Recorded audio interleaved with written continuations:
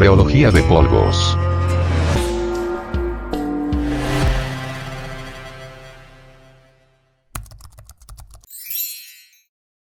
Prácticamente todas las formas farmacéuticas sólidas están compuestas de polvos, por lo que es necesaria la comprensión de las propiedades únicas de los sistemas de polvos para su correcta formulación y manufactura. Los polvos consisten en partículas sólidas rodeadas de espacios llenos de fluido, generalmente aire, y juntos poseen algunas propiedades de sólidos, líquidos y gases. Los polvos no son sólidos, a pesar de que resisten cierta deformación, tampoco son líquidos, aunque tienen flujo. Más aún, no son gases a pesar de que se pueden comprimir. La tecnología de los polvos está involucrada con interacciones sólido-fluidos, contacto entre partículas, y cohesión entre ellas. Estas interacciones están fuertemente influenciadas por el tamaño de partícula, su forma y por la absorción de fluido. Existen diferentes pruebas para determinar la reología de los polvos con los que estamos trabajando, entre ellas se encuentran microscopía, tamaño de partícula, humedad, densidad aparente, índice de Hausner, velocidad de flujo, ángulo de reposo, índice de fluidez, compresibilidad o índice de Carr. Y hablaremos un poco de cada una de estas pruebas. Microscopía. En volúmenes grandes de polvos se pueden separar las partículas de acuerdo a su tamaño por la técnica de tamizado. Las partículas esféricas fluyen más rápidamente que las partículas de forma irregular. Tamaño y forma de partícula. El conocimiento de la forma de partícula y el tamaño de distribución es esencial para entender el comportamiento de los polvos. De esta manera nos ayuda a comprender las propiedades secundarias de los polvos, como flujo y deformación, lo que influye en los procesos. Humedad. El contenido de agua, humedad, en una muestra influye notoriamente en el flujo de los polvos. El agua tiende a formar aglomerados no fluentes, y si es excesiva se tiende a pegar en las paredes. Una baja humedad relativa puede causar una ligera capa de absorción de vapor en la superficie de las partículas, mientras que una humedad relativa alta, es decir, en el rango de 65 a 80%, formará puentes de líquido entre partículas. La cantidad óptima de humedad de un granulado se considera entre el 3 y 5%. Humedad absoluta, cantidad de vapor de agua, generalmente medida en gramos, por unidad de volumen de aire, medido en metros cúbicos. Humedad relativa, humedad que contiene una masa de aire, en relación con la máxima humedad absoluta que podría admitir sin producirse condensación, conservando las mismas condiciones de temperatura y presión atmosférica. Se expresa en tanto por ciento. Contenido de humedad, cantidad de agua existente en un sólido, líquido o gas. Se conoce mediante el peso de muestra antes y después del proceso de secado con esta fórmula, donde M1 es la masa de la muestra recién extraída, M2 es la masa de la muestra después de estar en el horno. Propiedades que se afectan por la humedad: disolución, flujo, adhesión y cohesión, estabilidad química y física, polimorfos, dureza, compactación, densidad. Cuando un polvo es colocado en un recipiente, el volumen que ocupa depende de ciertos valores, como el tamaño de partícula, forma de partícula y propiedades de superficie. En circunstancias normales, consistiría en partículas de sólido y espacios interparticulares de aire. Las partículas mismas pueden contener espacios o poros interparticulares.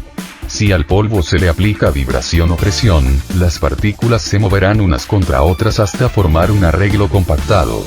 La densidad de polvos depende de las condiciones de manejo a las cuales han sido objeto. Densidad absoluta o verdadera. Relación peso-volumen de las partículas sólidas de un polvo, sin tomar en cuenta los espacios vacíos entre las partículas. Se mide degasificando una cantidad conocida de polvo en un contenedor de volumen conocido, empleando un líquido que moje, pero no disuelva la muestra. Así, se mide el espacio entre las partículas de polvo. ρB es la densidad absoluta, W es el peso de la muestra, polvo, Vc es el volumen del contenedor, Vcs es el volumen del contenedor menos el volumen entre las partículas de la muestra, Vc menos Cs es el volumen de las partículas de polvo. Densidad compactada involucra la relación peso/volumen, los espacios vacíos internos de un polvo y también los espacios vacíos entre las partículas. se obtiene vertiendo un polvo en un cilindro graduado. El polvo se compacta dejándolo caer un determinado número de veces desde una determinada altura en un intervalo de tiempo dado, hasta que no se observe variación de volumen. Determina el tamaño de los contenedores que se necesitan para el almacenamiento de un polvo, y da idea el grado de compactación. Densidad aparente es la relación peso-volumen de un polvo antes de comenzar el proceso de compactación para determinar la densidad compactada. Índice de Hausner se basa en las densidades aparente y compactada del polvo para proporcionar una relación empírica con el flujo. Valores menores a 1.25 son indicativos de buen flujo. Valores mayores a 1.25 indican flujo pobre. El uso de esta medida persista a que el equipo necesario para realizar el análisis es relativamente barato, y la técnica es fácil de aprender.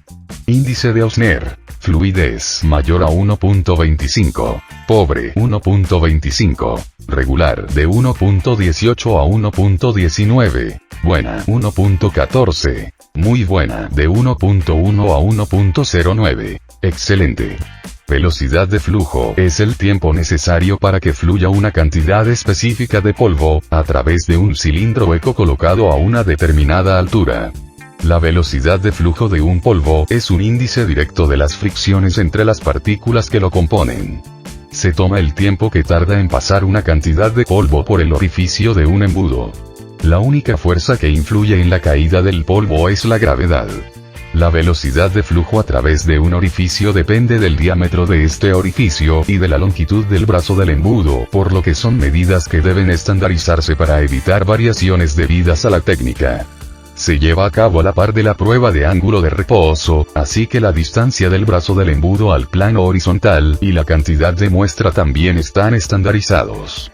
Para determinar la velocidad de flujo se debe tomar el tiempo, con un cronómetro, que tarda en caer todo el granulado a una placa de vidrio. Interacciones principales que pueden afectar el flujo de un polvo. 1.